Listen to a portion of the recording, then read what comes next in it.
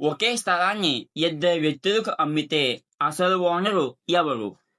ఇక్కడ ఒక మోసగాడు ఒక రోజున ఒక స్థలాన్ని మార్నింగ్ ఏమో ఒక వ్యక్తికి అమ్మేశాడు.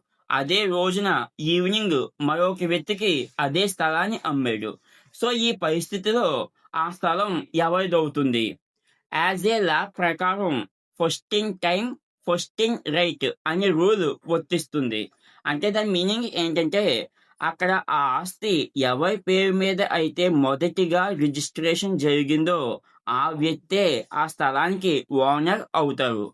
మరి ఇక్కడ సెకండ్ బయ్యర్ పరిస్థితి ఏంటి? అతనికి ఆ ఆస్తి మీద ఎలాంటి అధికారం లేదు. ఒకవేళ అతను ఆ స్థలాన్ని కబ్జా చేసినా గానీ కోర్టులో ఓడిపోతాడు. మరి ఇతనికి ఏం చేయాలి? ఎవరు సెకండ్ బయ్యర్ ఏం చేయాలి? ఏం చేయాలంటే అతను ఆ స్థలాన్ని ఎవరైతే అమ్మాడో ఆ సెల్లర్ దగ్గర డబ్బులు తీసుకోవడానికి కోర్టులో కేసు వేసి డబ్బులనేవి తీసుకోవచ్చు. తప్ప అతనికి దీని మీద ఎలాంటి అధికారం లేదు. సో అందుకే ఇక స్థలాలు కొన్నప్పుడు గానీ, లేకపోతే బిల్డింగ్స్ కొన్నప్పుడు గానీ ఈసీ వెరిఫై చేసుకొని కొనుక్కోవాలి. మీకు మరిన్ని వాల్యుబుల్ కంటెంట్ కోసం నా ఛానల్‌ని ఫాలో అవ్వండి. Thank you for watching. Me Manikanta.